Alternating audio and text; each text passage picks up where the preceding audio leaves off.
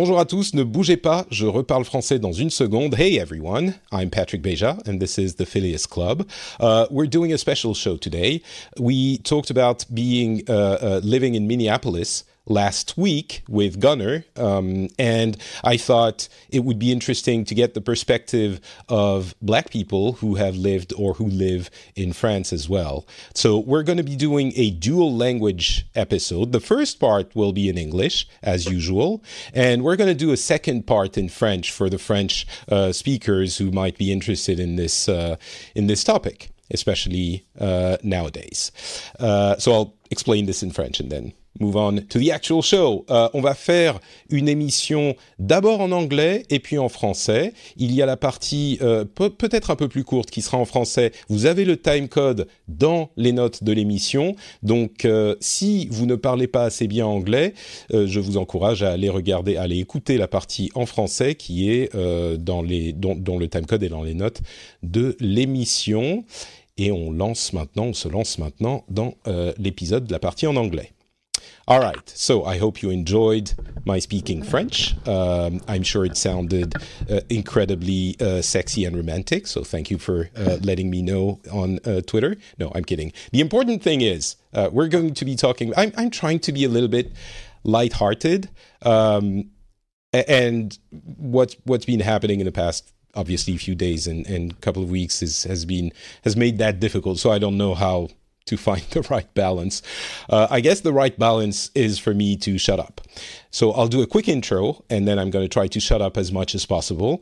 This show is about talking about different topics with people from different cultures and backgrounds, people from around the world. We do this show every month or so, and we talk about the news and try to get different countries' opinions on what's happening in the world. And that's what we usually do, not on a specific topic. Obviously, nowadays, everyone's talking about matters of equality and the Black Lives Matter movement, and I wasn't sure exactly what to do or how to approach this. And as I did last week, I think the best way to do it is to give a little bit of the small platform I have to people who have been experiencing these things. So today, I'm very glad to be welcoming three people. First is my old friend, Yann Allais. How's it going, Yann? It's going pretty well. It's a bit nerve-wracking because I think this is the first time I'm recording a podcast in English. Oh. So, I try my best to hide my accent. But, yeah, I'm pretty happy to be here.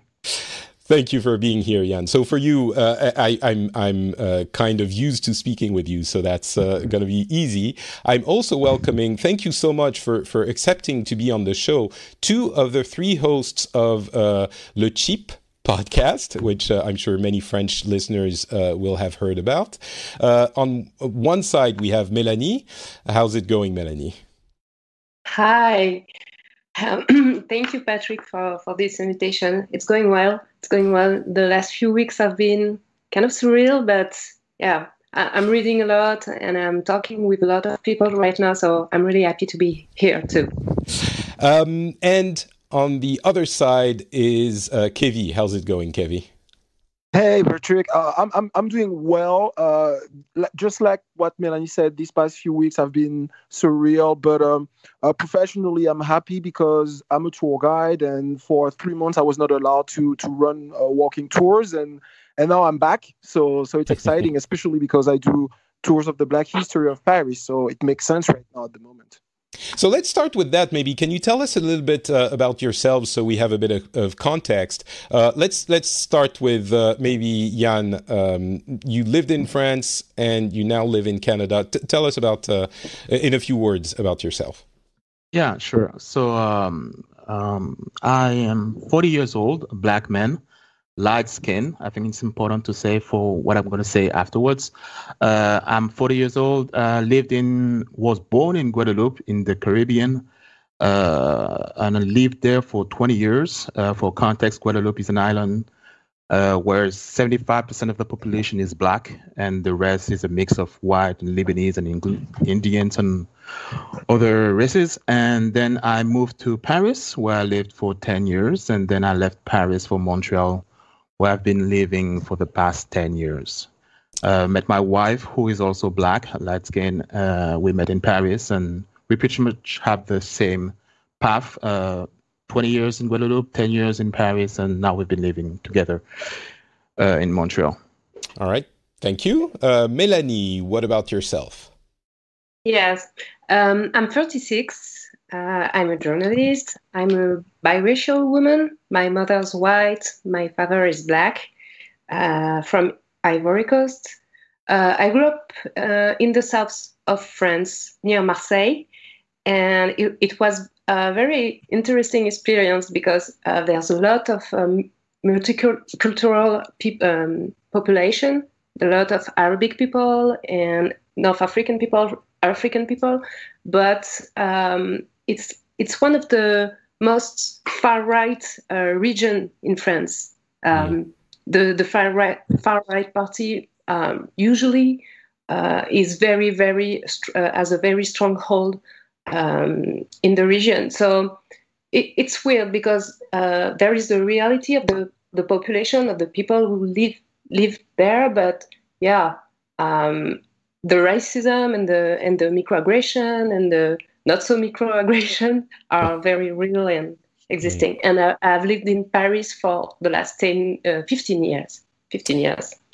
All right. Thank you. And Kevin, what about yourself?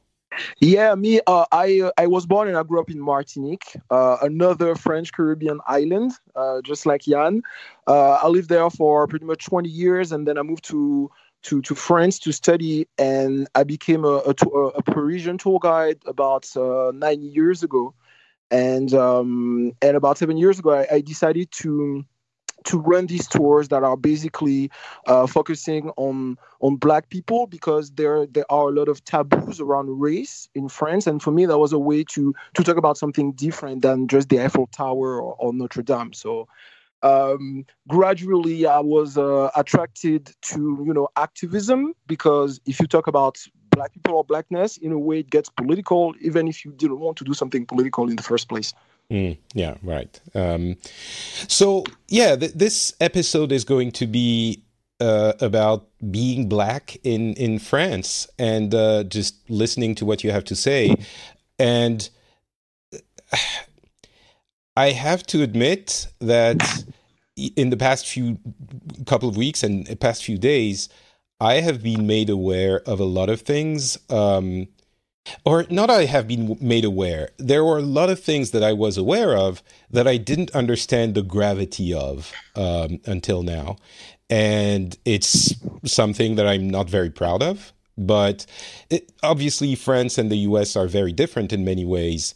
But there's, and I don't want to make the whole show about this, but there's this one case of Adama Traoré, which we were talking about briefly, Kevin, before we started recording, which has striking similarities with that of George Floyd.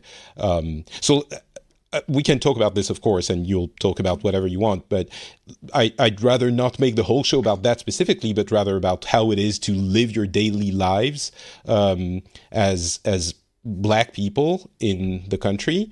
But that and a number of other things around it have kind of jumped at me in a way that they hadn't before, so I'm even more eager to hear what you all have to say. So obviously, if you can interrupt me and talk amongst each other, but let's start maybe with Melanie. If I ask you a very broad and difficult question of what is it to be Black in France, is there any way you can describe that?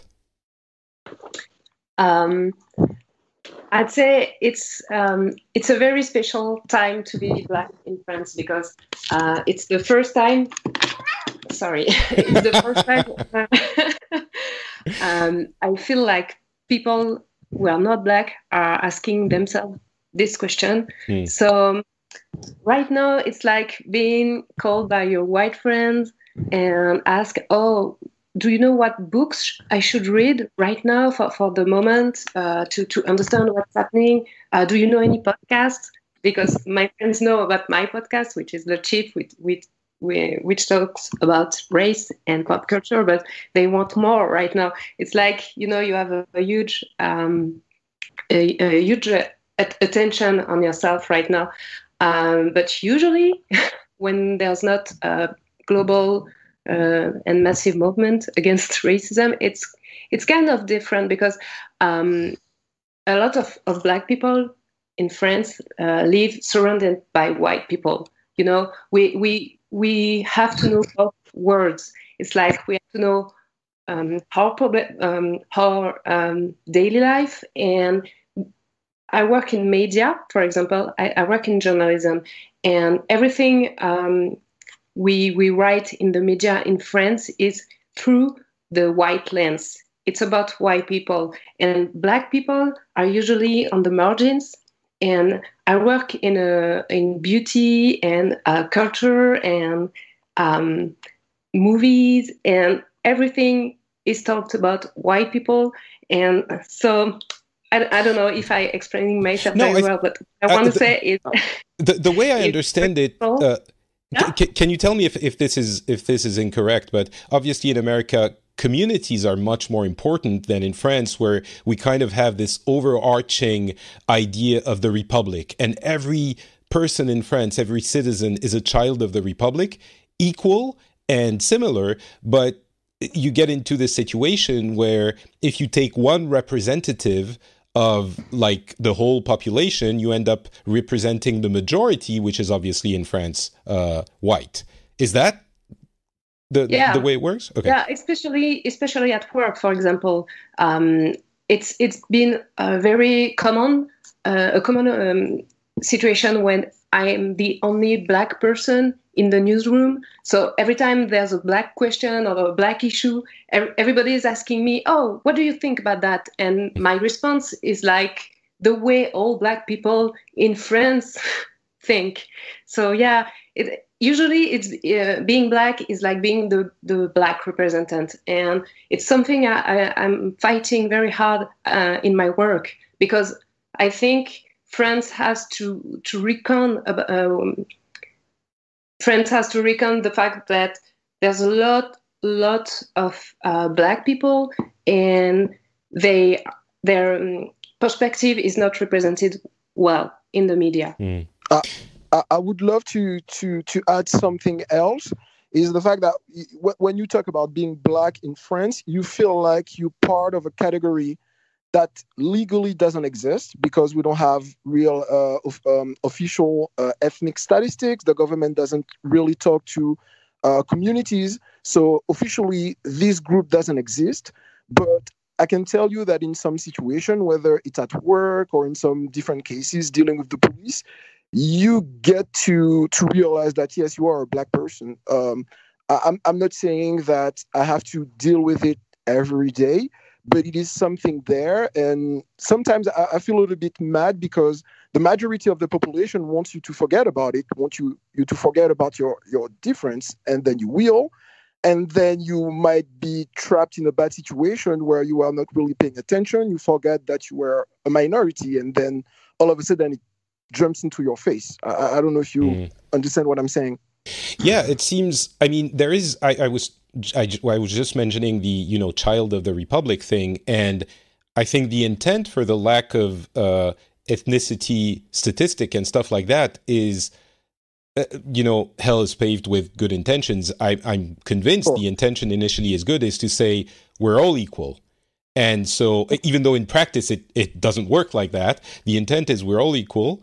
And so it doesn't matter whether you're Black, white, or Asian or whatever. And I remember I got someone angry at me because in French because I was talking about English, I used the word race in French, and someone got angry at me. It was like, "Oh, no races, you talk about ethnicity," right? So it's definitely present. But you're saying in everyday life, that's not how it works, right? Not really. It doesn't work like that, especially when it comes to representation, when it comes to the way history is being told. As a tour guide specialized in Black history, when I started doing the tours, I was not so aware about Black history at all, because it's not really a topic here. We don't have like Black studies in classes like in a lot of university in America. We don't really have that. So I had to to do my own research, and I was overwhelmed by the long and deep colonial French history, and how, even being from a French colony, I was not so aware of it, and I was not so aware of the importance of let's say, Black people in French history these past 200 years. And for me, that's part of the problem, or that's not part of the problem, but that's like a consequence of the problem. The fact that as we do not exist as a group, it is really easy to completely erase our presence and our contribution in France. I would like to add something to that. Just a thought, because you said it was about good intention, and I thought about that a lot, and I'm not sure it's about good intentions, because for me, it's rather an act from the French government and the French culture at large to make people forget about colonization and slavery, to make people forget it happened, because it doesn't align with the Roman National, which is the official story French people tell themselves about the country, like les Lumières, the lights of the Enlightenment, Renaissance, the philosopher, the Republic, the Revolution, which this is the history people want to remember. They don't want to remember the slavery and the colonization and the Black Code. And I think the fact that today we all say, oh, we all French, we don't see color, there's no racism in France, and we delete the race word in the Constitution. It's not because, oh, we really want to be equal and we really want for racism to disappear. It's because we want our story to be cleaned and to be cleaned of convenient the stage of racism and slavery. Do you, okay, I'm going to ask very bluntly, do you feel racism in your everyday lives in France? Melanie, you want to start? Yeah, I can say, yeah. So I'm very conscious about my place, in the class I'm in right now. I'm privileged because I work in a area of I'm not working class, is what I want to say, and I know that protects me from a lot of the more overt racism. But in my work, yes, I've had people touching my hair, asking me where I come from. Multiple times. Wait! Touching your hair, as in like, oh, I've never seen Black person hair. Yeah. Can I touch it? Yeah, I'm working, and some people is putting their hands in my hair, and telling me, ooh, it's weird. Yeah, but I'm at work, dude. So yeah, don't do that. Yeah, and it's not overt racism, but it's microaggression. It's racism. It is racism, but it's not insult in the streets. It's different, but it's a more acceptable form of racism, I would say.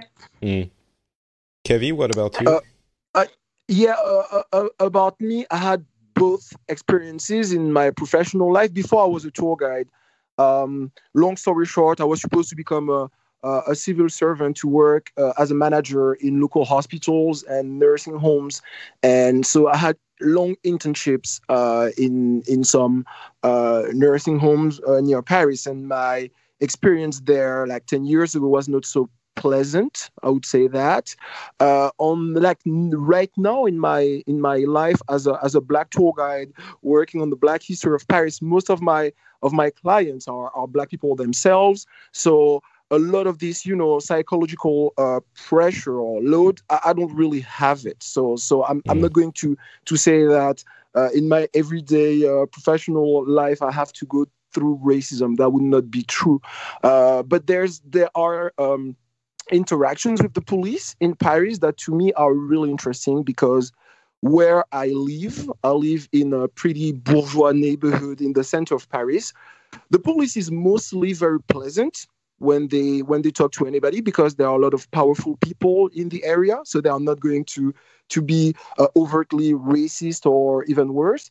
But just in a different neighborhood where I do walking tours in La Goutte d'Or in the 18th arrondissement in the working class / immigrant neighborhood of Paris. The relationship with the police is the opposite. It's like black and white. It's day and night. So there's something to be told about that. When people talk about racism in the police, the police is not policing the same way everywhere in the city or everywhere in France. Jan, what about yourself? You were telling me you had a milder experience maybe than what you've been seeing elsewhere. I thought I would be the only one with this kind of story, but in a nutshell, I'm gonna say, like, in my 40 years of existence, I've never really been a victim of racism. So, like, I can think of a few instances of or situation where things got a bit weird. I think the biggest one being for a job interview, or mostly for internship, where, you know, like at my school, you have to find an internship at a company for your graduation. And I went to this company for internship, and I'm waiting in the waiting room, and this lady comes and sees me, and she doesn't even invite me into her office. She's just like, yeah, how can I help you? And I'm like, yeah, I'm here for the job interview. And she's like, okay. But what position? And I'm like, yeah, for an internship. And like, oh, we don't do internship here. I'm sorry, we don't do internship. And I'm saying, okay, fine, that's fine. And the thing is, in the same waiting room, there was another student from my same school, and this guy was white. And then I leave, and then a week later, I see this guy, and I'm like, oh, so did you find an internship? And he said, yeah, to this company, like we were both waiting at. And I said, oh, okay. That's named racism. Well, you know, like, you can't really prove it. Like, it's just like, okay, maybe this guy knew someone who reserved a spot for him, or maybe it's just blatant racism. But, like, I cannot really, like, I don't have any evidence that prove that this is what happened. Like, if I had to make a bet, I'd say, okay, well, this is probably racism, but, like, this is the closest thing that I can think of in my existence. Where I was victim of racism. And then, you know, like, I traveled, I went to China. China was really weird because, like, I was walking in the street, and we're talking like 2003, 2004. And, like, people literally stopped in the street staring at me. Like, it was the first time they ever saw a black guy. And, you know, this is Shanghai. So I'm like, okay, well, it's a pretty big city, but, like, I'm telling you, man, like, they were just like poking their friends, say, like, look at this guy. But it wasn't like they're throwing rocks at me or anything. It's just like mostly surprised to see a black person. So it was a bit uncomfortable, but again, like, nothing violent. And you know, I lived in Paris for 10 years. I was driving a BMW for 4 years, never got pulled over, never stopped by the police, asked for papers. It never happened. And I live in Canada now, in Montreal, and this never happened. My mother, though, went through hell with racism, like brutalities by the police and horrible stories, you know. I won't get into more details about that because I did not ask her permission to share more on that. And it's very, like, private. But, yeah, like...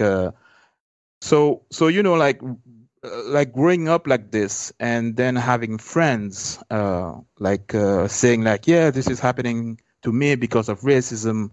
Like, they're blaming everything on racism. And then I'm looking at my own experience, and I had a tendency to say, like, well, you know, like, is it really racism? Like it feels like it's a very easy scapegoat to focus on when everything goes wrong in your life, you know. So I was telling them that every time. And then I remember, like, very vividly that one time I said something like this, and my friend said, you know, Jan, you're light skinned, you're not black, okay? So you have no idea what you're talking about, so you better shut up. And I did shut up, and I never brought it up again.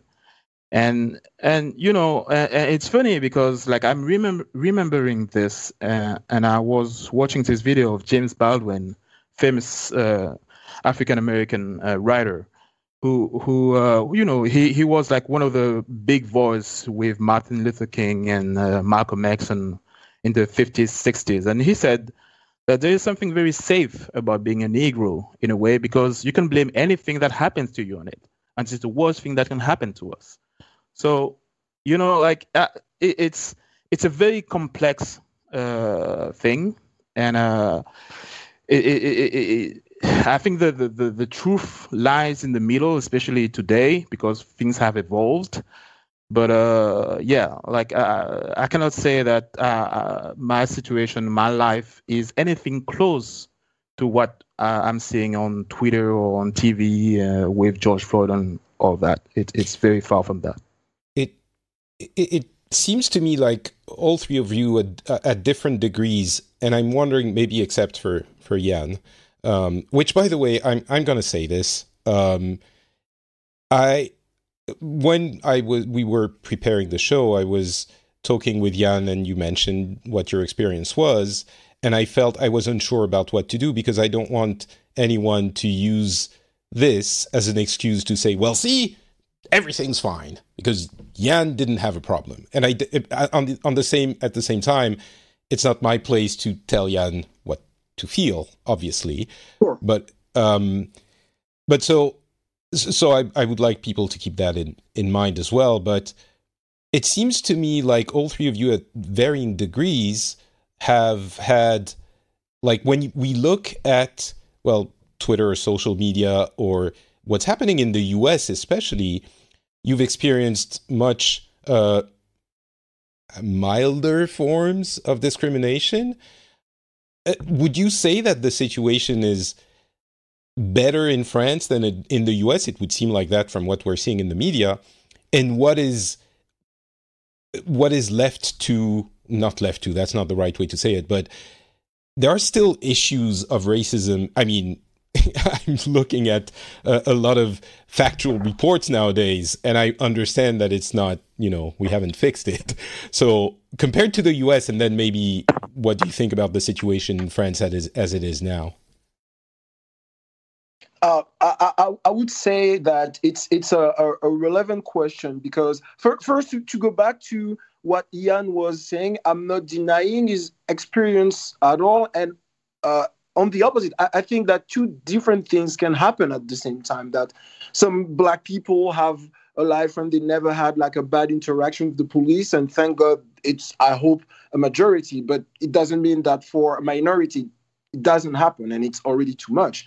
And when it comes back to the comparison between the US and France, at the moment, in a lot of French mainstream media, you see experts, journalists, and politicians saying, we don't want to talk about police brutality in France. You should not compare to what is happening in America. You should not ask for more visibility, more right, more protection for minorities, because first, there's no minority in France because we're all equal. And second, this is pure and simple Americanization. And what you're going to do is tribalism or communautarism in France. And there's a lot of fear and hysteria about, I don't know, like the fall of the Republic, just because we're saying that the police in France is disproportionately harassing or being too brutal to Black and brown men and women. I think that's where I think the comparison is. And of course, the situation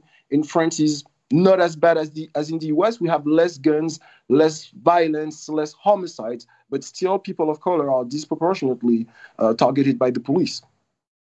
And we had... Oh, sorry. Go ahead, Melanie. Yeah, I just wanted to add, we already talked a little about that, but we have to take into account our privileges. I think, Jan, you said you're light skin. I'm light skin too. I think all three of us have class privilege, and I think I'm not sure. I don't want to talk about living in the Caribbean because I've never lived there, obviously.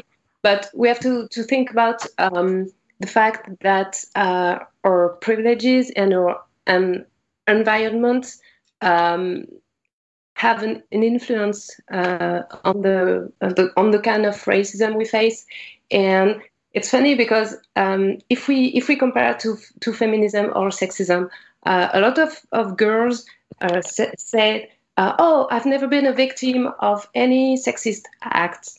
And usually, when you talk to them about their lives and how they define sexism, and they say, "Oh, yeah, one day this happened, but it's not sexism. It was something else." And I think in our experience as people, we don't want to be paranoid. We want to be. We don't want to think it's about racism or it's about sexism. And I think when we do, it's because the act in itself wakes something in us. It's like, oh, I've never thought about this way. I don't think people are looking for racism and saying, "Oh, yes, this is racist. Finally, I can complain." I've never met someone who think like that, so I don't think it's a majority of people. But that's just what I want to say. I want to say people are usually on the conservative thinking when it comes to these acts. They don't want to be victims. That's what I want to say. Is there anything you would like to see? Like, let's say tomorrow you become, God of France, and you can change something about just king. Well, I say God because I mean you can just make things happen by wishing them. Okay. What would you like to see changed in the community makeup, ethnic makeup, relations in the country, things that you think aren't working as well as they should?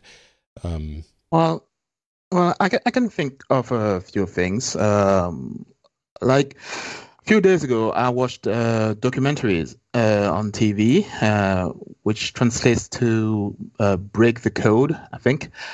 Where it was a guy who was interviewing a bunch of black people living in Montreal, asking about the code. And the code is how, as a minority, not just a black person, but as a minority, how do you change your behavior so you can fit in, So it's things that white people don't see or don't think about, but something as simple as hiding your accent. I'm from the Caribbean, Oh, yeah. So of course I have a thick Caribbean accent. And then the moment you join a group of white people and you start speaking in French, but with obviously your accent, they start mocking you. So, like, let's say, "Oh, like this sounds African or something," and so all of a sudden, and you're young, like all of a sudden you're the center of attention on mockery. So your immediate reaction is to hide your accent because you're ashamed of it, because it's a. Isn't that exactly? Sorry, Yann, I feel I can interrupt you because we're friends. Isn't that exactly what Melanie was talking about? Isn't that like a symptom of systemic racism? Well, you ask what I would like.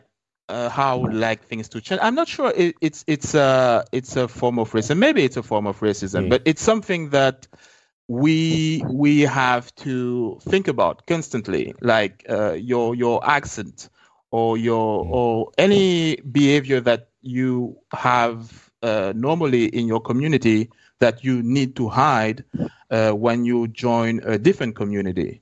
Like my first name is not Yann. My first name is Dude. I know that's really? Let's not get into that. but like I changed it because it wasn't really something neutral. So I changed it to my second first name, which is Yann. So I guess that's also like when you look at my resume and you see Yann Allais, like you don't see a color there. It sounds very neutral. And if I'm thinking of other minorities, like Arabic minorities. Like every time there is a bomb attack or terrorist thing, like the first thing you see in the media is those journalists going into mosque and asking them to, okay, do you condemn what happened there? You know, like, well, of course I condemn it. Like, why are you asking me? Like, why is this? So this sense that you constantly have to justify yourself because you're from the community that did something bad, therefore you're bad.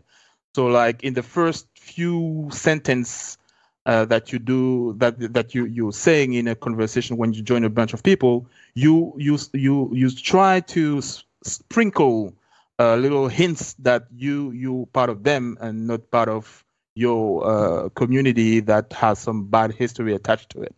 So, and to sum everything up, I would say that oh man, like there's still so much to say, but okay, let me tell you a story. Like it won't be too long, but it's the other side of the coin that I just exposed there.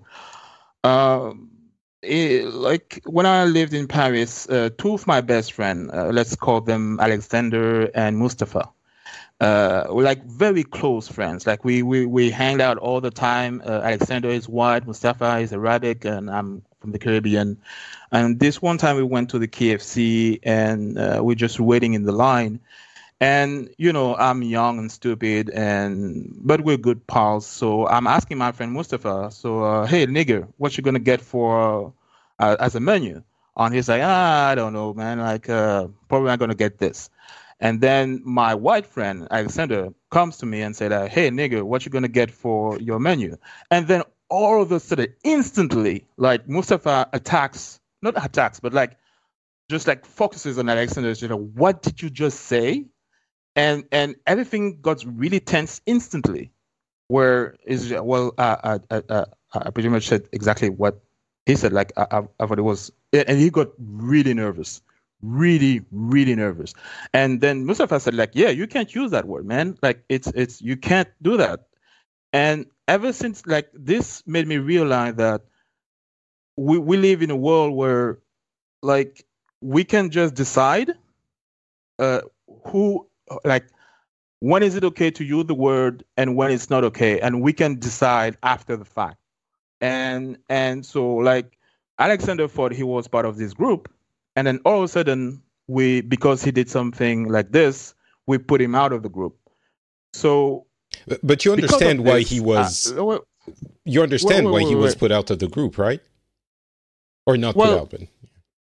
Well, no, because I use the word and as a synonym of friend, because that's what we do in the Caribbean, and like when we have a bunch of friends, even in America, like everywhere, like when you with people that you quote unquote trust, like you use the word constantly, and then for me it wasn't an attack at all when he used that word against me. Like it was just like, hey, pal, what you gonna get? And then all of a sudden we judge him and we put him out of the circle because of that. So I don't think many people use that word in America. I don't think many white people use it in America, even if they're friends. No white people use it. No. Nobody, no white people would ever use that word with black people. But that's exactly the thing. Like we don't think about, like, because he was very sad by this, because all of a sudden he's no longer that close of a friend, and he was judged by this. And I decided ever since that day that I will never ever use that word ever again because of this. Like it's like it makes a separation between us. Like if we want to move forward, we have to be together. We have to move forward together. We cannot like hold this grudge forever, because this is not going to help us move forward.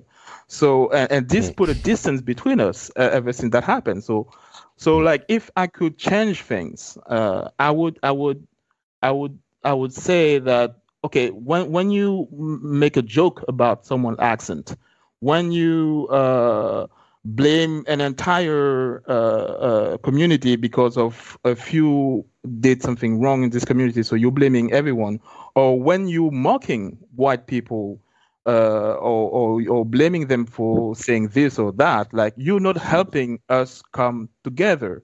And my wife said, like, we should have ads on television, like some kind of civic ads, where they're just like putting small situations like this, and with a voice in the background saying, like, do you realize what this is doing to this kid when this situation happens? Like, and then people would be like, oh, I never thought about this way, like. So like I like to see things like this happen one day. Can I say something? Please. I think I don't really relate or agree with the example with the N-word. The example I use is I have a couple of gay friends, and I know that in communities sometimes you use bad words as a sort of as an endearing word, like to say we're together in this. And I understand, but I'm not going to call homophobic slurs to my gay friends, even though we're close, because I'm not part of their community, and I don't want to, blur the lines and everything. So I'll leave it to them, and it's perfectly fine. And I think it should be the same with the N-word. But to come back to what you said earlier about the accent, this is so real. About 2 years ago, there was a documentary in France. And it's not only to Black people, actually. It's also something that happens to regional groups. I'll give you an example. That was a documentary about a school of journalism in Paris, and the head of the school said that he would never hire a student who has a thick Southern accent because it doesn't sound professional. There's really a very normative way to speak on TV, on the radio. And they were talking about that, and they were not even talking yet about young people coming from the French Caribbean or former French colonies who come to France. They speak French, but they have an accent. Everybody does. And they get mocked. They don't get hired. And it's not even, they will tell you it's not even racism yet, but it's still a huge discrimination. Just the way you talk, the way you are. There's like a sort of pressure to incite you to really fit a model that is the perfect Frenchman, and you should not be too different. And if I was, to answer, Patrick, your question, if I was the god or the king of France, I would try to be more open to, difference. It's not, we don't have to be one French caricature, and there's a lot of different ways to be legitimate and French at the same time. Yeah, there's definitely this. Again, I come back to the Child of the Republic, where there is a normative thing which trends towards the majority, which is, even if you want to go deeper than ethnicity, it trends towards Paris. France is a very centralized country in many ways. Melanie, anything you want to add about any of this? Yeah. If I was Queen of France, I would change the history books. I would spend a lot more time on the 19th and 20th centuries, the great adventure of colonization, as some magazine called it, because I worked with children and teenagers. I taught about podcasting, and we talked, and they asked me a lot about this time period, and they don't know about slavery or colonization. They don't even understand, because it's like one paragraph, and they don't know why it happened, how it happened, and everything I learned about the Black history, the French Black history. It's like Kevin. It's about the books I read when I was an adult already, and I think it's very, very. We fail people when we don't teach about this history, because people don't understand why racism is still happening. People even don't know why there's Black people in France. When I travel abroad, people are asking me, "Oh, you're French? Oh, yeah, I didn't know there were Black people in France." And there's millions of us. Yeah, millions. And I think it's a really important part of the problem, because you can, if you don't recognize people and you don't recognize the history, then you don't understand what's the problem, and then racism can flourish, and we can blame the immigration for all of our problems, when in fact not so long ago my grandfather was a colonized person in Africa. He was living in the 40s in a Ivory Coast, and he was colonized. He was marked on his body by colonization. So it's my grandfather. It's not that far, and I think it's our duty to teach people this history. It's very important. There are two things I'm realizing as we're talking. One, which I was already aware of, about the media and how much differences are erased from French media, and not just TV. It's movies and everything, not music. Music is very diverse, I would say. But when I look at English TV, it feels to me, at least, incredible how much representation there is and how normal it is. And I'm sure, the UK has its own failings, but at least the representation seems much starker to me in the UK. And it shows how little of it there is in France. And the other thing is about history books. I never really thought about it, Melanie, but we teach, or at least when I was in school, which was not yesterday, it was a while ago, but it was the Revolution, the French Revolution, and then World War II, in broad strokes. That's the two periods you focus on. There's a little bit of everything else, but very, very, very little. Essentially, you can say no history of colonization. And I didn't, that's the thing. I didn't even think of it. I'm only now thinking of it now because you're bringing it up, which is crazy. It's insane. But, we learn about Napoleon, but we don't learn about the Black Code and the slavery. And we don't even learn that after the revolution, just after the revolution, slavery was abolished and then reestablished later by Napoleon, which is crazy. I learned that when I was an adult already. So I think there's a problem. All right, we're going to soon switch to the French summary of this conversation. We didn't really talk about police violence. You mentioned it, Kevi, but we could do a whole episode about that part alone. But I think. Sure. I feel like that is covered a lot on other media. So if that's what you want to look into, you have other opportunities. To summarize, my impression after having talked with you for a little bit is that in the US, there seems to be a lot of, and I reference the US a lot because it's a common point of reference for, I think, people everywhere around the world, and a lot of the audience for this show is American. But in the US, there seems to be a lot of active discrimination and violence against Black people and Black communities. And in France, is it fair to say that you feel erased? That's the image that sticks in my mind. Is that a fair way of summarizing it, or not? I would say that there is definitely violence, but ignorance is much bigger in the way that if you're a tourist and you go to Chicago or New York for the first time, you are not going to be surprised to see Black people because you saw Black people in American movies. When you come to Paris or you come to Marseille and you see a lot of people of African descent, you're like, oh, wait a minute. I thought we were in Europe. What is this? I've seen a bunch of French movies and I barely see any Black people. What is happening there? So there is that. There is the fact that with this sort of colorblind Republican behavior, France is basically hiding the minorities under the rug, I would say. And when you say Republican, just again for the benefit of our American audience, it's not right wing of the it's from the Republic. Republican, liberal, and socialist do not mean the same. Definitely not. All right. Anyone wants to add anything before we move on to the French part? Okay.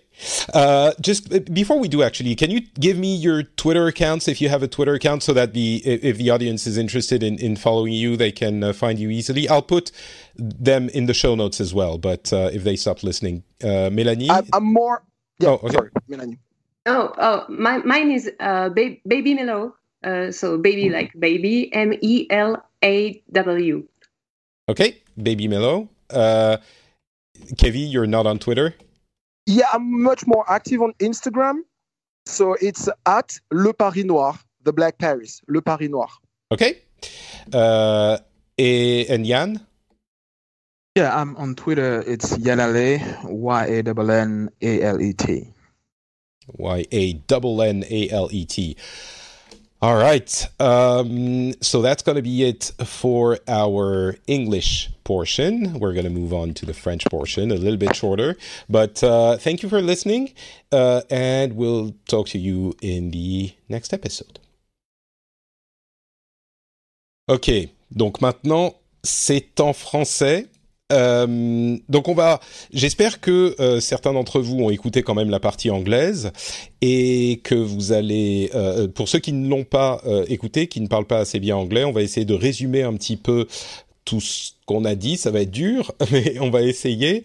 Est-ce que, peut-être que je vais demander à Mélanie de commencer. On parlait donc de la condition. Je vais commencer peut-être par une question, parce que est-ce que on peut dire la condition des personnes noires en France, ou est-ce qu'il faut dire des personnes de couleur ? Alors, moi j'ai un avis assez tranché sur ça. Il ne faut pas avoir peur du mot noir. Je sais qu'en France on a un peu de mal, on préfère dire black, ou on tourne un peu autour. Moi je préfère dire noir, parce que en plus personne de couleur, c'est un terme qui est assez chargé historiquement. On n'a pas eu la séparation comme aux États-Unis avec les fontaines colored et white, mais de couleur, pour moi c'est un terme très vieilli, qui représente pas très bien en fait la modernité, et qui est aussi une manière de se cacher un peu derrière son petit doigt et de pas vouloir dire le mot noir. Donc moi je dis la condition noire. D'ailleurs il y a un très bon livre de Papendai qui porte ce titre et qui parle des Noirs de France. Donc, d'accord. Voilà. Donc je vais dire, si ça vous convient, être noir en France finalement. Oui, Kevin, pardon, tu voulais ajouter quelque chose ? Non, ouais, je voulais dire que pareil, quand je parle français, j'insiste plutôt sur le mot noir. Après, parfois, quand je veux inclure d'autres personnes racisées, parfois j'ai tendance à dire personnes de couleur, mais c'est un peu un américanisme qui vient de People of Color, POCs. Donc noir, quand on parle des afro-descendants, ça me va très bien. Oui, Yann, je vois que tu te démutes. Tu as quelque chose à ajouter ? Non, du tout. D'accord. Je comprends tout à fait ce qui est dit, avec ce malaise d'utiliser le mot noir. Je le remarque constamment, et je trouve toujours ça très, très surprenant. Là, est-ce que je peux le dire ou pas ? C'est chargé, mais oui, noir. Disons que pour moi, en tant que blanc, forcément, j'essaye de prendre des pincettes, et je suis sûr qu'il y a des gens qui nous écoutent, enfin, des gens qui sont venus chercher cette partie de l'épisode, qui sont peut-être offensés par ce genre de, comment dire, de précautions. J'imagine qu'il y en a pas beaucoup, mais je suis sûr que certains vont finir par écouter. Je pense qu'il faut, en fait, quand on est face à des mouvements comme ceux-là qui sont justifiés par l'histoire, il faut un petit peu d'humilité, et franchement, ça coûte rien de dire est-ce que vous préférez ci ou ça. C'est pas nous qui sommes concernés, je parle en tant que blanc. Qu'est-ce que ça change si on dit nous, personne de couleur ou personne noire, si le groupe concerné, et ça s'applique à toutes les minorités, à énormément de choses, si le groupe concerné dit écoute, pour nous, ce terme est chargé, donc je préférerais que tu dises ça. Je veux dire, il y a des choses pires qui se passent dans le monde et dans nos vies. Donc, bref, on pourrait partir sur tout un débat sur ce sujet aussi. Mais revenons au cœur du sujet. Donc, personne noire en France, on a vu énormément de choses sur les États-Unis, sur la condition des communautés afro-américaines aux États-Unis. On entend beaucoup de choses aussi sur les communautés noires en France. Vous, dans votre vie, quel est votre sentiment sur la situation et la condition de ces communautés et de ces ethnies? Commençons peut-être par Mélanie. Je te laisse la parole. Alors, c'est vrai qu'il n'y a pas d'organisation politique noire en France, comme c'est le cas aux États-Unis. Donc c'est, je pense aussi, ce à quoi fait référence le corps des médias quand il dit il faut pas comparer la France et les États-Unis. L'histoire est très différente. L'esclavage a eu lieu sur le sol des États-Unis. Donc quand il y a la lutte pour l'abolition a eu lieu, puis plus tard pour les droits civiques a eu lieu, il y a eu vraiment le besoin en fait de créer des mouvements politiques noirs, alors qu'en France, nous c'était un peu délocalisé, nous c'était un peu loin, c'était dans les Antilles, c'était en Afrique, c'était pas sur le territoire de la métropole, donc on n'a pas cette organisation politique d'une communauté noire en France.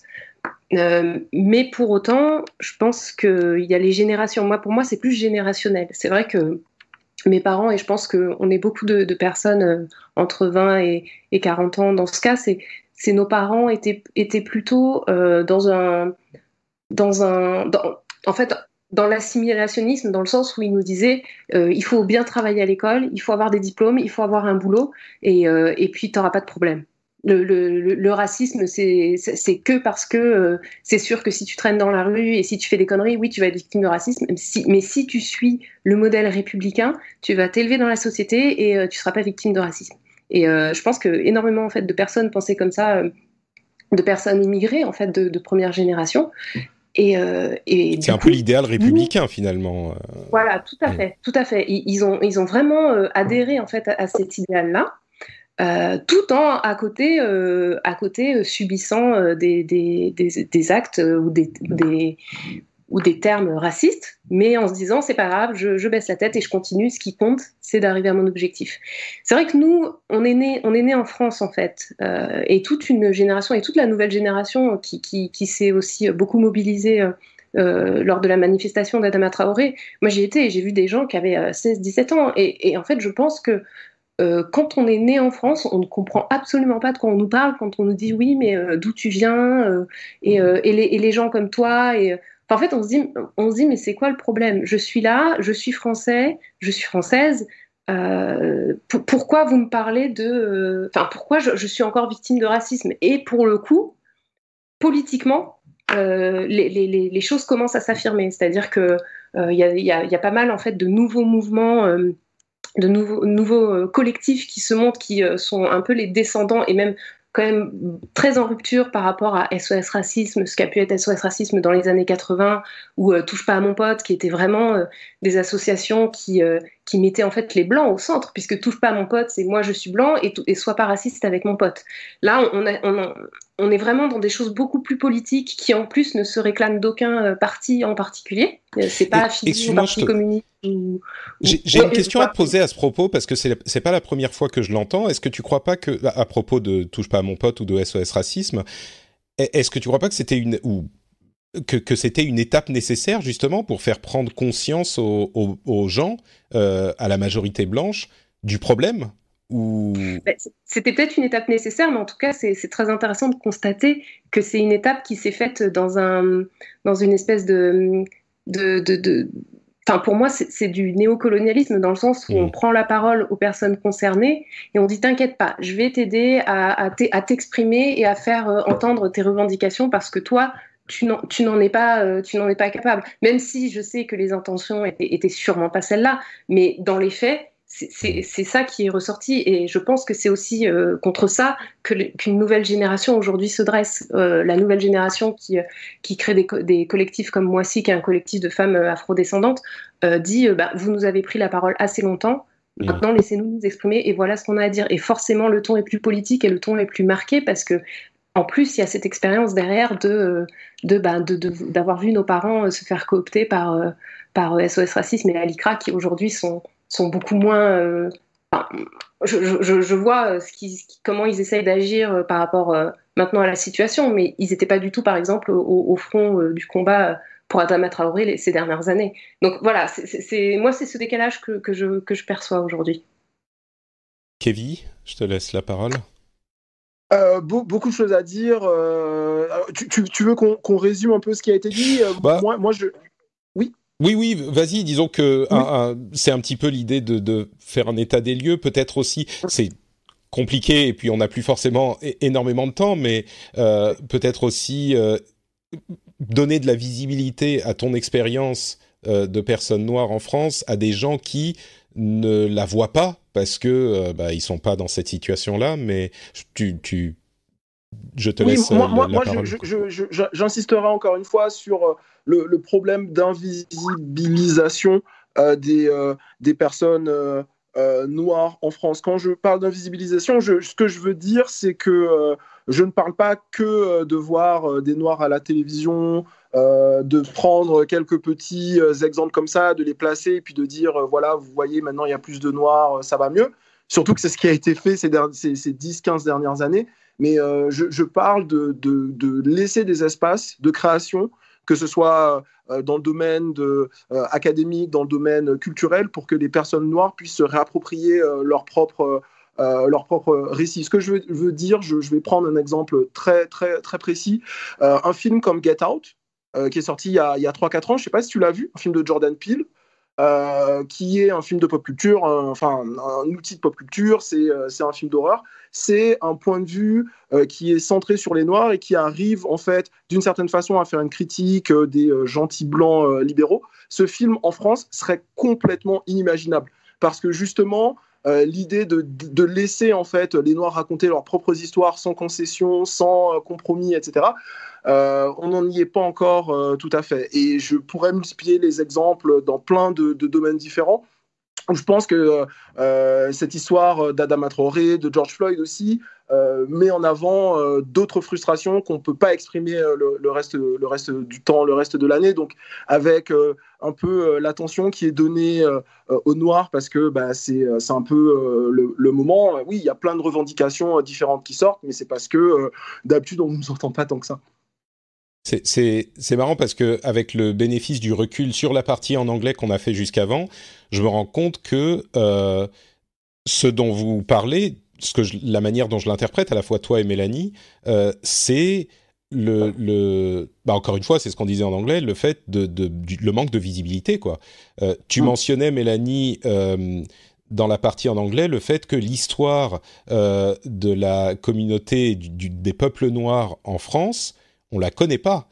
Et le fait qu'on passe sous silence la colonisation, c'est pas juste une question politique de on veut pas dire qu'on a fait quelque chose de mal, machin. C'est que en fait, on ne connaît pas l'histoire et donc on nie un petit peu. Et là, j'y mets mes mots. Peut-être que c'est pas exactement la meilleure manière de le dire, mais on nie une partie de la vie et de l'existence de toute une partie de la population française.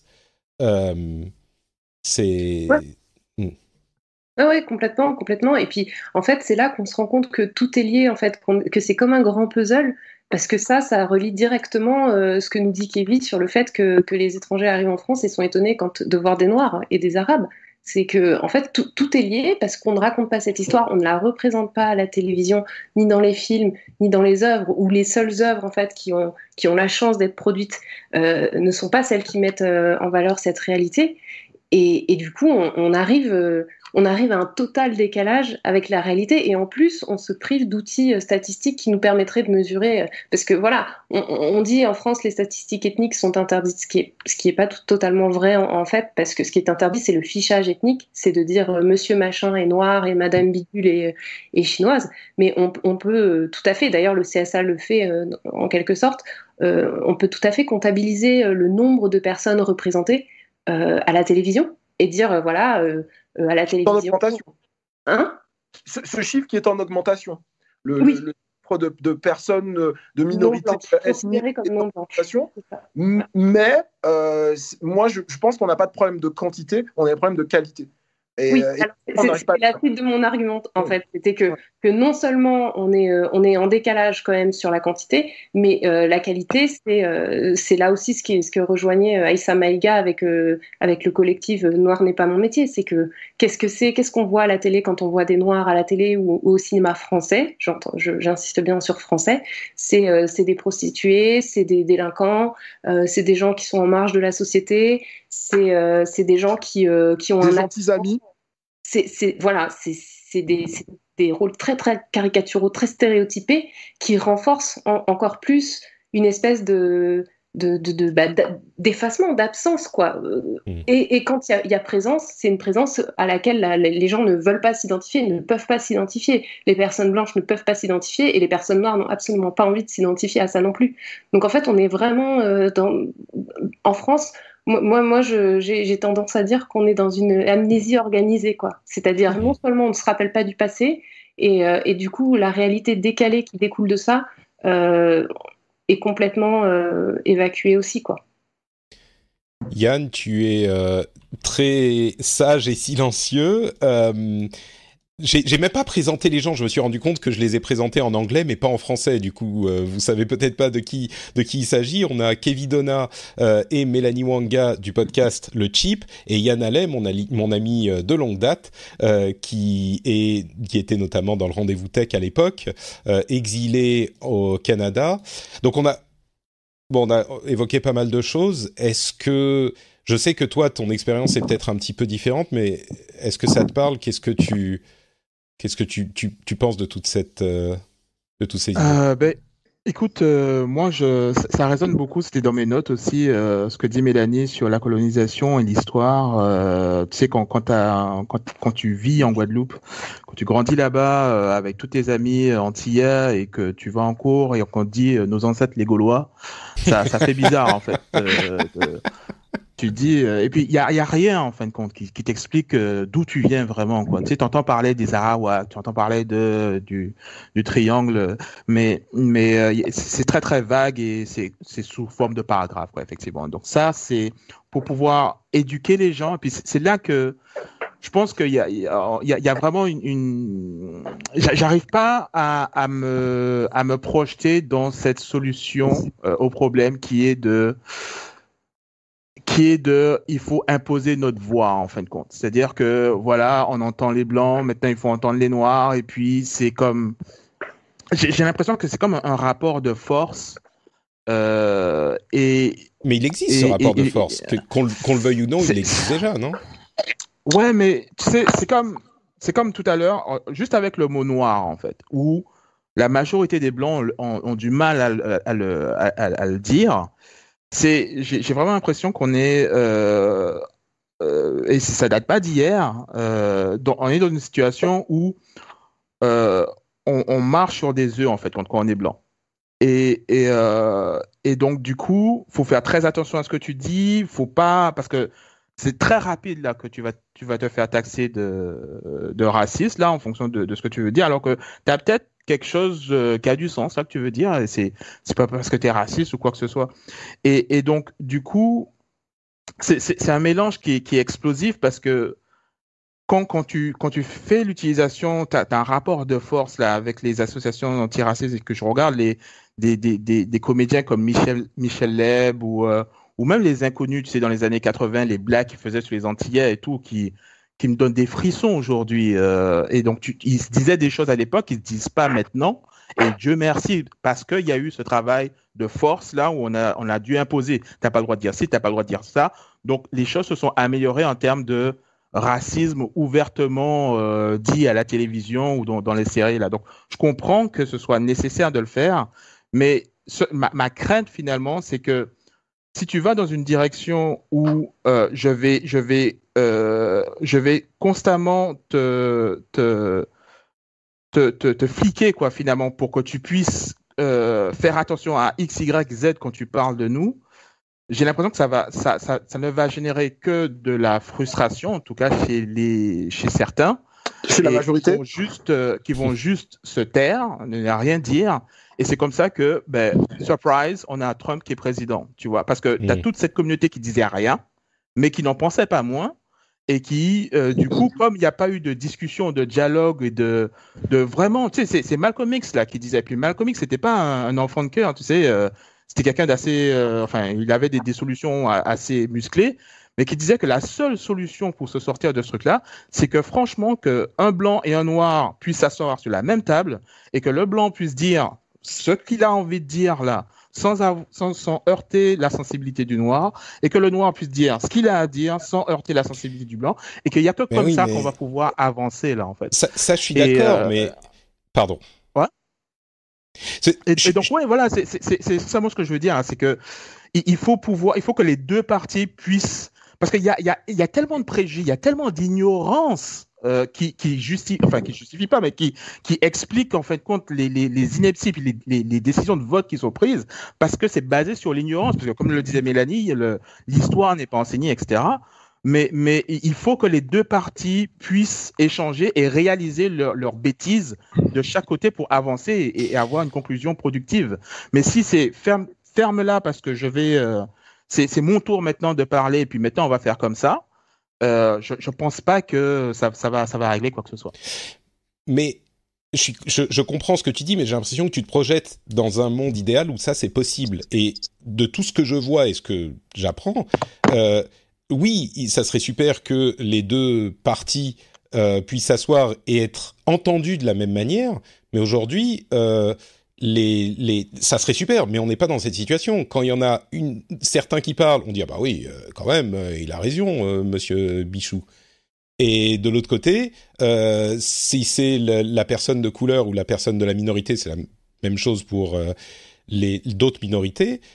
Eh ben, on a tendance à moins l'écouter. Et ce que je crains dans ce que tu dis, même si évidemment je le respecte, c'est que ça serve d'outil et d'excuse à ceux qui ont plus de représentativité et plus de pouvoir pour dire, et j'en parlais un petit peu en anglais, ah voilà, Yann il a dit que ça serait mieux de faire comme ça, donc je vais faire des accents, je vais faire des accents qui vont heurter les gens et je vais dire des petits termes un petit peu racistes, mais bon ça va, c'est bon, on peut plus rien dire, tu vois. Et c'est ça que je crains dans la manière dont tu présentes les choses, Yann. Mais peut-être que je dis ça, peut-être que je peux laisser la parole à Kevin et Mélanie aussi.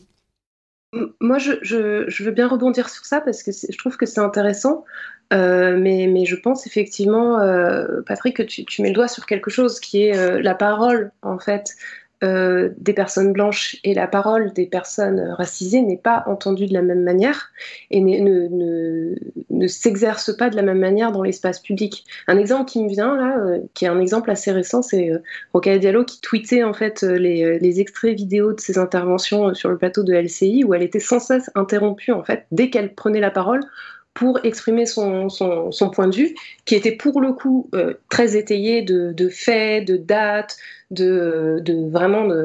c'est un propos solide où elle expliquait notamment que la police française avait été plusieurs fois condamnée par la Cour des droits de l'homme, etc., etc. Et en fait, elle était interrompue en face par un journaliste blanc qui lui disait « Mais vous dites n'importe quoi, taisez-vous, je suis pas d'accord avec vous. » Donc, en fait, ce qu'il faut comprendre, c'est que vivant dans une société dans laquelle on est, qui est à majorité blanche, une société ex-puissance coloniale, les personnes en fait qui sont racisées ne sont pas écoutées, ne sont même pas autorisées à dire certaines choses. On peut aussi prendre l'exemple de Camilla Jordana qui dit j'ai peur de la police et qui une semaine après reçoit une plainte de la police parce qu'elle a osé dire qu'elle ne se sentait pas en sécurité. Donc pour moi on a mis le doigt dessus aussi quand on parle de domination, parce que c'est exactement ça, c'est un rapport de force, c'est un rapport de domination qui est encore, et qui l'est depuis très longtemps, hein, depuis plusieurs siècles, en faveur en fait d'un groupe dominant qui a imposé à un groupe dominé une manière de vivre, une manière de voir le monde, une histoire même. Voilà, on en revient aussi à l'histoire. Et donc, quand on prend la parole et qu'on ne fait pas partie du groupe dominant, c'est très difficile d'être entendu, c'est très difficile de s'exprimer et c'est très difficile d'être pris au sérieux. C'est là aussi on a des procès mais de toute façon vous n'êtes pas objectif. Et l'objectivité c'est quoi alors ? L'objectivité c'est le point de vue du dominant. C'est le point de vue de la personne qui a le pouvoir et qui a la parole, parce que prendre la parole en fait c'est prendre le pouvoir, et c'est pour ça qu'il y a cet enjeu d'interruption et de couper la parole. Quand on coupe la parole à quelqu'un, on lui reprend le pouvoir. Donc voilà, ce truc des conversations, je trouve que c'est intéressant, mais il faut bien prendre en compte tout ce qu'il y a autour et tout ce qui fait que c'est pas une personne noire et une personne blanche en face, elles discutent et puis on va arriver et tout le monde va dire ce qu'il veut. Non. En fait, c'est beaucoup plus compliqué que ça. Il y a beaucoup plus d'enjeux derrière aussi, quoi. Attention, quand je dis ça, je pense qu'il y aura toujours des gens racistes, en fait. Ça, c'est il y aura toujours des machos, il y aura toujours globalement des cons. Mais c'est pas à ces gens-là auxquels je fais allusion. Moi, je parle vraiment de, tu sais, ton voisin, ta voisine ou des gens que tu rencontres en soirée ou quoi que ce soit. Moi, ce que je constate j'écoute au Canada en tout cas, et puis ça fait 10 ans que j'ai pas vécu en France là, mais même à l'époque. Je constate qu'ils font extrêmement attention, les gens que je fréquente en tout cas font extrêmement attention sur ce qu'ils disent et se gardent de faire la moindre remarque que ce soit, alors que je pense que les deux parties doivent pouvoir communiquer, échanger et pour que ce soit fructueux, pour qu'après ils puissent dire à leurs enfants, ah ben écoute, réagis comme ça, enfin que ça puisse...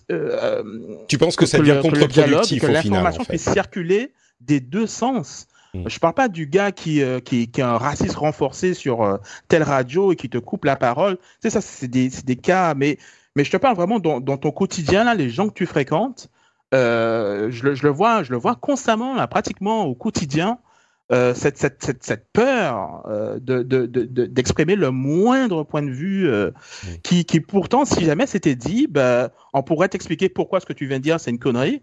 Ou au contraire, ça pourrait te faire réfléchir et puis te faire voir les choses d'une perspective différente. Mais c'est comme une étiquette globale sur les Blancs. Maintenant, vous vous taisez, c'est au global, hein, et puis c'est ça la réalité en fait. Et je comprends que dans un pays comme la France qui est majoritairement blanc, c'est extrêmement compliqué, là, surtout dans les médias où on te coupe la parole sans arrêt, c'est extrêmement compliqué. Mais je parle vraiment dans ton quotidien, là, quand tu vas en soirée ou tu invites des amis, faites attention à ça, là, de pas d'avoir une discussion dans les deux sens pour éduquer les deux côtés, parce que pour moi, il y a que comme ça qu'on va pouvoir avancer là. C'est là qu'est la majorité de la population. C'est pas les 3-4 personnes qu'on voit tout le temps à la télé. Mon impression et puis je vais donner la parole à Kevin juste après, mais mon impression c'est que pour que ça puisse fonctionner, il faut que la personne qui fait partie du groupe majoritaire soit prête à écouter. Et ça, c'est très, très, très difficile parce que quand tu fais partie de ce groupe majoritaire, en l'occurrence, dans notre contexte, c'est les Blancs et en plus les hommes blancs, eh ben, tu as tellement l'habitude d'avoir ton point de vue que c'est difficile d'accepter que peut-être que les choses sont pas comme tu les as toujours apprises. Et du coup, on a une réaction, j'en parlais la semaine dernière dans l'épisode avec Gunnar Carlson sur Minneapolis. Et moi, ça a été le cas pour moi. C'est très facile d'avoir une réaction, d'être vraiment sur la défensive quand on va dire tu as une vision du monde. Alors on dit c'est privilégié, mais tu as une vision du monde qui n'est pas celle de. Tu penses que c'est normal et que ça s'applique à tout le monde. Et c'est pas le cas. Et quand on dit ça, tu as un mouvement de retrait et tu dis mais attends, tu veux dire que ce que j'ai fait, c'est pas, je le mérite pas, ce que j'ai obtenu, je le mérite pas. Mais va te faire foutre quoi. Moi j'ai travaillé aussi dur que tout le monde.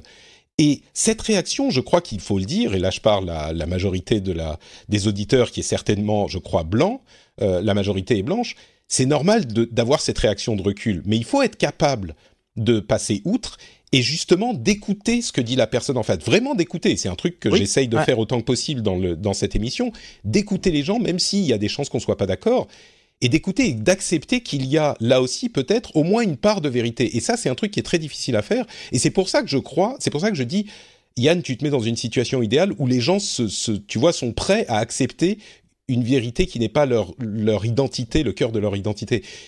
Et si tout le monde pouvait le faire, ça fonctionnerait. Mais je crains que ça soit pas le cas et que tout le monde puisse le faire. Mais je comprends ce que tu veux dire aussi. Ouais. Je t'ai entendu dire oui 2 fois, donc je vais partir du principe que tu es complètement d'accord avec tout ce que je viens de dire, et je vais te donner la parole. Je sais qu'il nous reste pas beaucoup de temps là, donc, et je pourrais encore pendant longtemps, mais oui, des deux côtés il faut. Mais si je te parle à toi, Patrick, je sais que tu es quelqu'un de raisonnable et qu'on va pouvoir discuter ensemble. Et puis je pense pas que ce soit exclusif juste avec toi là. Je pense que je suis pas la seule personne raisonnable en France, là, tu veux dire? On peut raisonner. Donc voilà, en tout cas, c'est mon espoir que ce soit possible là, avec la majorité des gens sensibles qui nous entourent. On s'entoure pas de cons, on s'entoure de personnes avec qui on s'entend bien et avec qui on peut avoir des discussions intelligibles, mais aussi avec qui on peut à qui on peut apprendre des choses dans les deux sens. Donc c'est comme ça aussi que l'éducation doit se faire là. Voilà, le simple fait que tu réalises maintenant, c'est fou quand même qu'on n'explique pas l'histoire. Des Antillais aux Antilles, peut-être que ça tu vas le répéter à quelqu'un d'autre et que cette personne va le répéter à quelqu'un d'autre et que ça va faire effet boule de neige et puis voilà quoi. C'est avec cette discussion intelligible qu'on a entre nous. Je pense que c'est une grosse partie de la solution. Je voulais ajouter un petit quelque chose sur le plan individuel, les rapports amoureux, amicaux, etc. J'ai pas de leçons, de conseils, d'ordre à donner aux gens. Les gens gèrent leurs relations, comment ils s'appellent, etc. entre eux, et chacun a sa vérité. Par contre, là où je suis plus pessimiste, ou en tout cas où je suis pas convaincu, c'est que des amis, par exemple blancs, avec qui on peut avoir des rapports tout à fait cordiaux, d'amitié très sincères, etc., lorsqu'il arrive des moments où il y a une énième polémique raciste, où il y a des violences faites à l'encontre des minorités, parfois, justement, on est surpris par le silence aussi de ces amis-là qui ne veulent pas en parler, et effectivement, le fait qu'on soit amis, toi et moi, etc., ne veut pas dire que lorsque Éric Zemmour prend la parole pour dire une énième connerie raciste, que tu vas trouver des alliés ou du soutien dans tes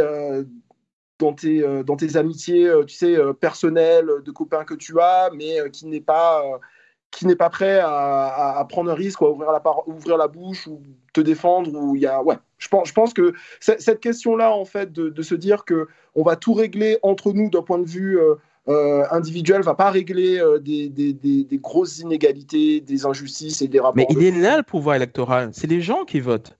C'est pas les quelques personnes. Alors oui, ils ont une forte influence parce que ce sont les médias. Mais le pouvoir électoral, là, c'est nous.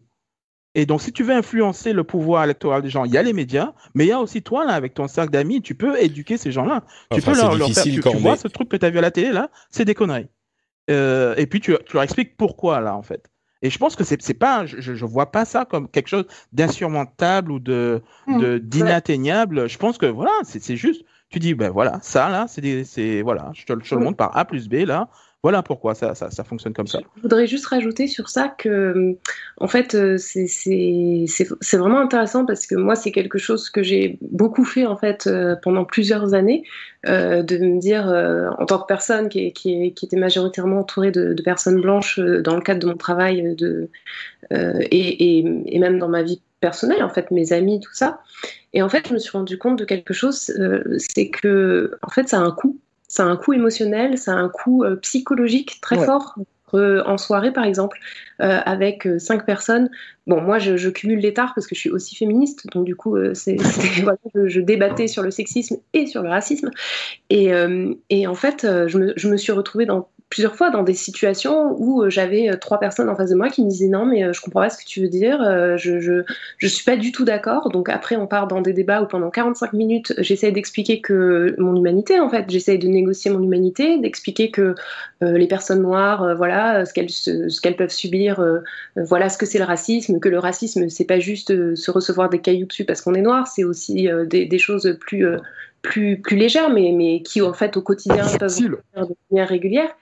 Et en face, on me dit mais n'importe quoi, mais les personnes qui font ça, elles sont pas racistes, c'est juste qu'elles se posent des questions, c'est juste que machin. Donc en fait, tu te retrouves à négocier ton humanité pour après, au bout de 1 heure, la personne te dit ouais, je comprends ce que tu veux dire, mais je suis pas d'accord.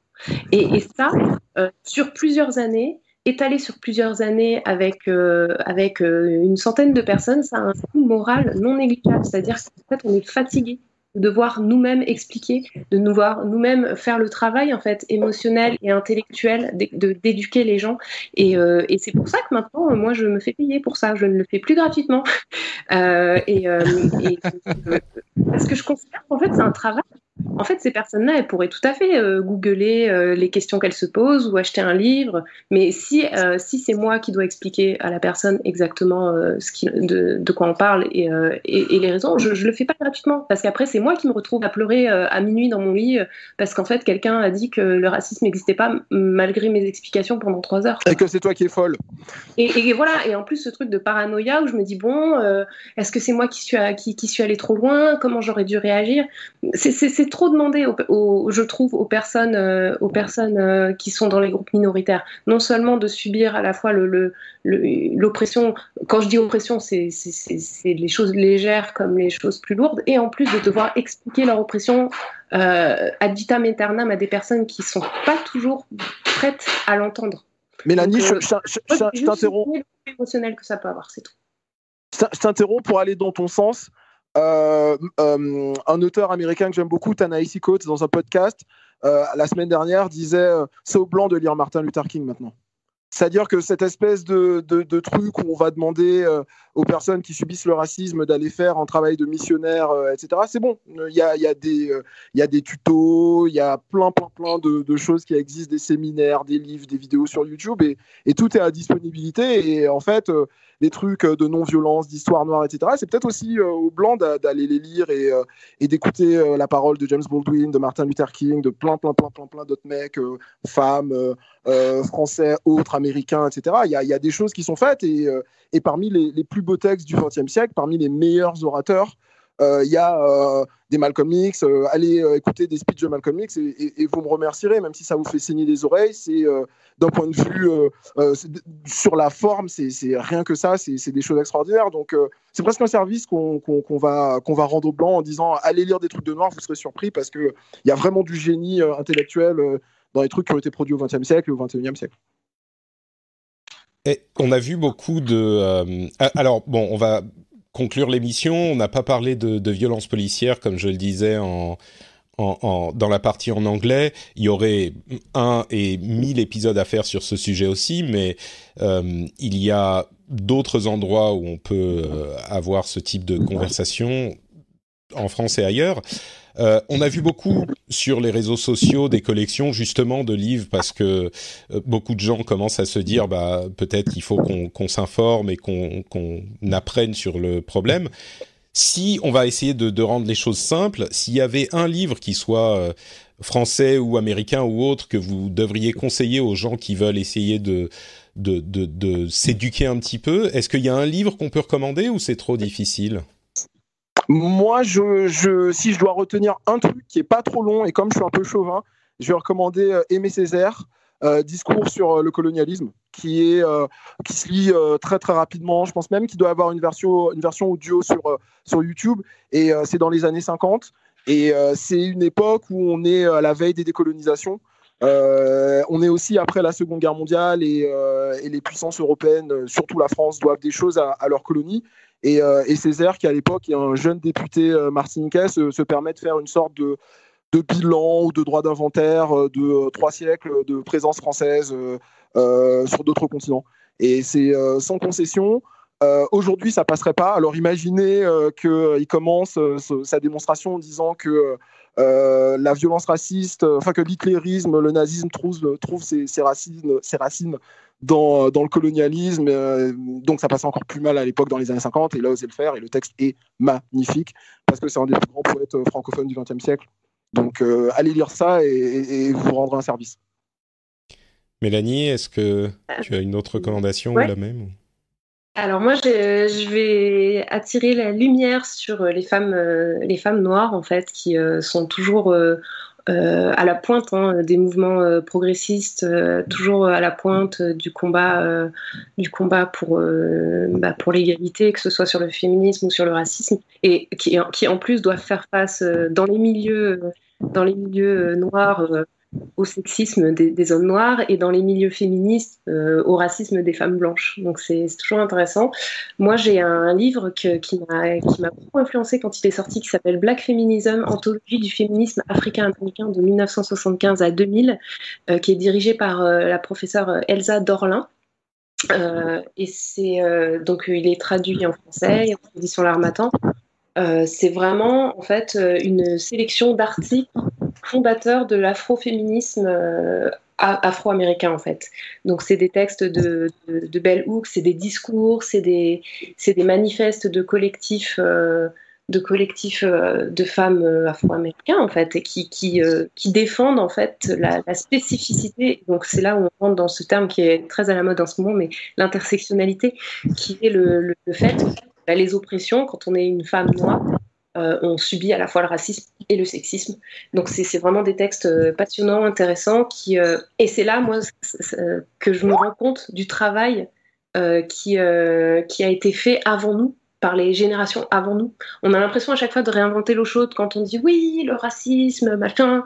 Et en fait, on se rend compte que 50 ans avant nous, il y avait déjà des collectifs qui parlaient de ça, il y avait déjà des gens qui évoquaient la non-mixité, il y avait déjà des combats et des discours en fait qui sont restés d'une modernité à toute épreuve.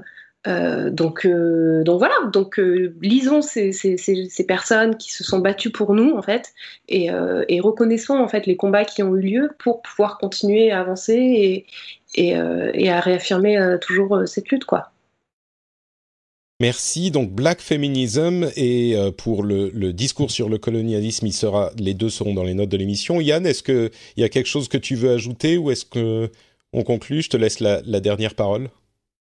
Non, je dirais que sur la même note des recommandations, je vous recommanderais d'aller un peu sur YouTube et de regarder quelques discours de James Baldwin. Je l'ai découvert récemment, et un auteur américain noir, homosexuel dans les années 60. Donc lui aussi là, il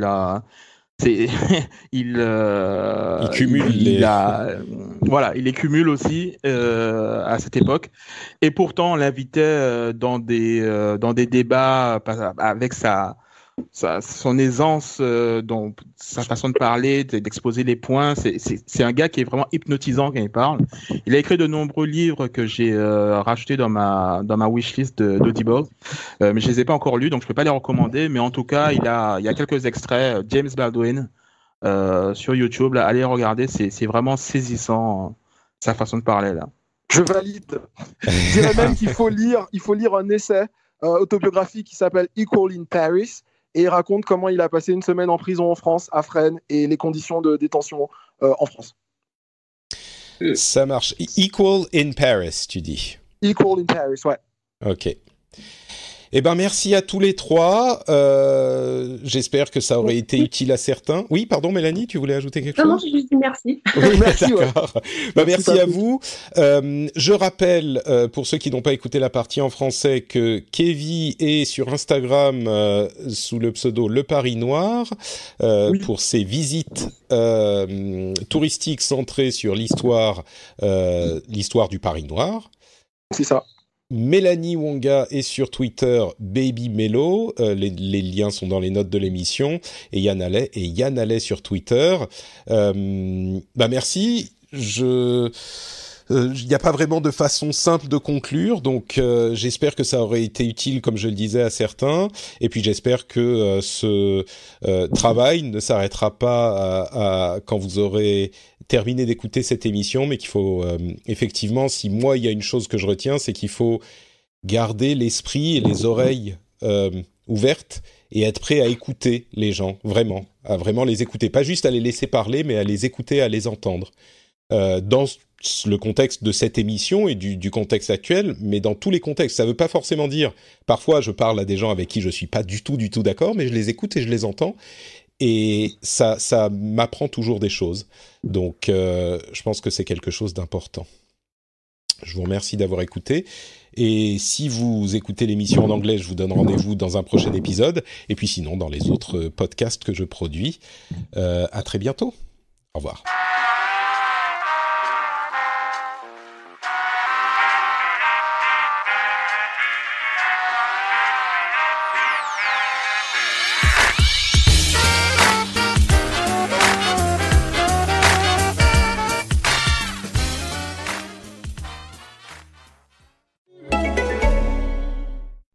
Le L'Audi de vos rêves se trouve déjà près de chez vous. Choisissez le modèle qui vous fait rêver et profitez-en immédiatement. Audi s'engage aujourd'hui à vos côtés avec Audi pour vous. Un ensemble d'offres et de services pour vous aider à mieux repartir. En ce moment, jusqu'à 6 mois de loyer vous sont offerts sur une sélection de modèles disponibles en stock. Découvrez l'ensemble de nos engagements Audi pour vous sur audi.fr.